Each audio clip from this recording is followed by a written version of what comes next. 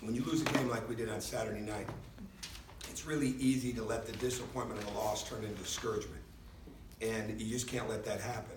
And something that I've always carried with me since I heard it is Pastor Charles Stanley, who obviously from Atlanta, just a world-renowned minister. And there's so many great things that he said about the Bible, but one thing always stuck with me, and he said, disappointment is inevitable, but discouragement is a choice.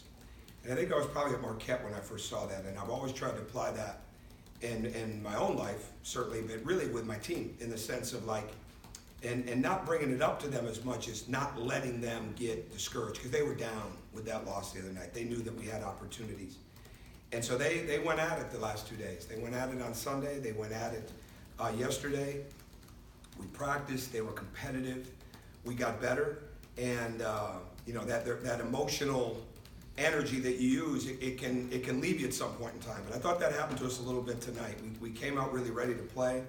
There were times we didn't over practice, but again, when you're coming off something tough, you're exerting a little bit more effort and energy to get ready for the next thing sometimes. And the bottom line for us is we found a way, and that sounds kind of cliche-ish, but it's really true, because the game was giving us something. We let it get away from us a little bit. Our communication wasn't as good defensively. Then we got a little cast happy. We want to shoot threes. There's no doubt about that. But we also have to understand, and I've said this from the beginning, and we've got a long way to go in understanding this. The game is always giving you something, and we have got to learn quicker what that is. And tonight, it was the lane. Tonight, it was the free throw line. And even when we're open, we still want to go inside, because especially when it was such a close game, we're sitting in that situation where we're in the bonus and we're 1 or 2 away from the double bonus.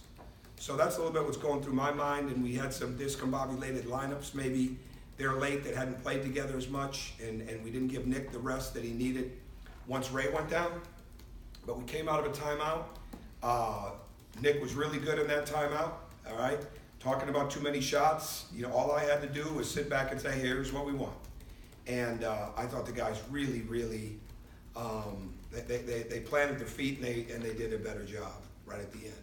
And that's what we have to learn how to do, because when your teams really take steps, it gets led by, they become player-led, player-driven teams. And we're still learning a lot about that, but tonight was a really good step in that direction with the way we closed it off, because they can really shoot.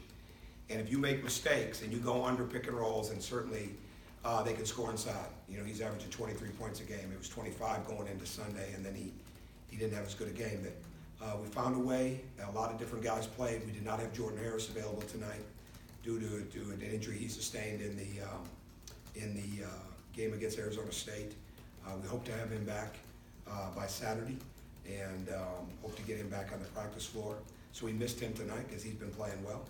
But it's opportunity for other guys to step up and play. And then I can keep going, or I can answer. I'm sure I'm on the minute count by now. So, Coach, when you mentioned Nick being good in a timeout, I'm assuming you're talking about the timeout there after Oakland cuts it down to 2 there with probably about 5 minutes left. Yeah, we took too many threes right there. I think I don't have it in front of me. I think we outscored them there at the end, like 15-5. I think, and that's just doing math off what I remembered, not off the stat sheet. But that was a big moment, because we were open, but so was the lane, right? And that's what we have to take advantage of. And we just don't have. I thought T-Shawn Hightower did a really good job tonight, and he played a lot more point guard tonight, and a lot more bringing the ball up, getting the thing set. And Turtle was off it a lot more, which created a lot more space for him, because that's what we need. We need him to get the ball in movement, and it was so great to see him knock down some shots. It was great to see T-Shawn play that way. The fact that Nick and Ray, like I said, 8 rebounds in the second half, the way that they kept competing and coming at us, especially the night when we had foul trouble.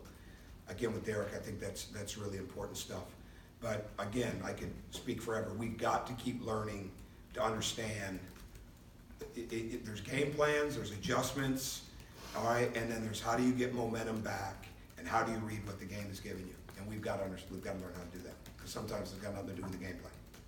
Coach, I know you never know how games are going to go. In a way, was it kind of good to have 2 similar games where you get the 2 big first half leads? The other night y'all didn't hold on. Tonight y'all found a way to have them so close together like that. Is that an advantage? Absolutely, yeah. Absolutely, that's big. It's all part of I hate to overdo the whole thing with learning process, but it really is. I mean, we've got, better than me. There's a lot of guys. There's young players in there that are in huge roles, right now. When you look at a situation like a T-Shawn, when you look at Nick, when you look at Ray, you know, they played, but there's a substantial role in this. Well, the upperclassmen, especially the seniors, are in way different roles right now. I mean, that from what I saw on film and from the stat sheet. So with that, there's going to be even more of a learning curve, even more of a growth process that goes into that, and you can't put a timeline on it. So you have to go through games like this that teach you, and most importantly, they taught them, right? That wasn't me. You know, I'm just a facilitator in that situation. They taught them. You know, we're calling plays, calling actions, but they're the ones that are creating the movement. And when they learn to do that, they're going to get a lot better. When we start trying to look for things that aren't there, things of that nature, that's when we trick ourselves a little bit. But I'm proud of the way they played, especially in the fact that it's been a long couple of weeks. I know we haven't played the games, but it's not like we went to the Caymans for a return trip to sit at the beach. These guys have been working, and again, none of us are students, so we don't know well, some of us are, all right, the taxing that goes on their mind when they're going through finals, right? And so you keep going and you keep working your team, and you know that they've just had, you know, all that they've had to deal with, right? And because there's a lot of work, a lot of mental preparation, a lot of physical work that goes into preparing for school. So I'm proud of what they did, and now we know we've got a huge one to get ready for on Saturday. I don't think Turtle had hit a 3 in almost a month, and he comes out. Is that right? Yeah, I think it was November 21st, and he comes out and drains 4. Did you basically tell him you want him to, I know you said at the beginning of the year you needed him to shoot, but you really hadn't been too assertive. Was there a special point of contention coming into this? We made a point yesterday. We need it, first and foremost, we need it, right? Because we've done a lot, bless you, we've done a lot with his feet. We've done a lot with trying to get him more squared up.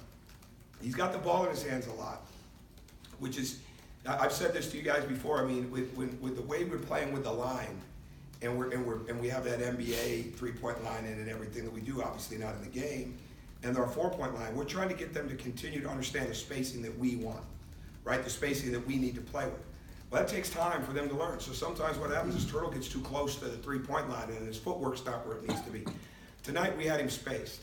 You know, we basically had him in the 5 spot in some of our offense, where he wasn't the 5-man, he was in the 5 spot. You know, I do a lot of spot calling, you know, with the actions that we run.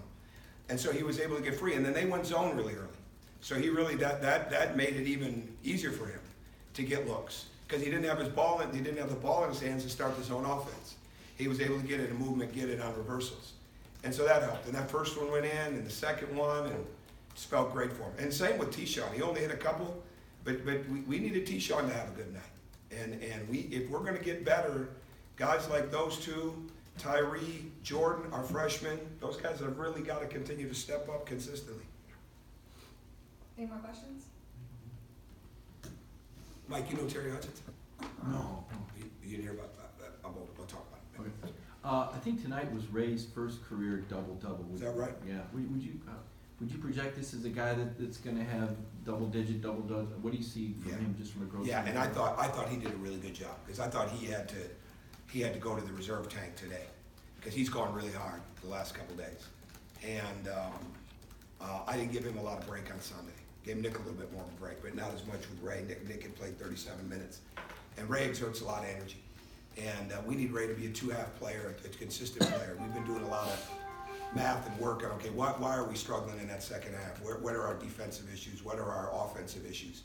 Well, Ray's been the one that's been pretty consistent across the board, and we need even more of that. So there's no question. Ray has made tremendous strides with his decision-making, his vision, his shooting. I was really pumped about the 8 rebounds in the second half for him, and I think that's a great goal. I didn't know that was his first one. I'm learning all kinds of things in here. Learned about Turtle. It's like this is awesome. So it was good. Glad I didn't know that about Turtle. So.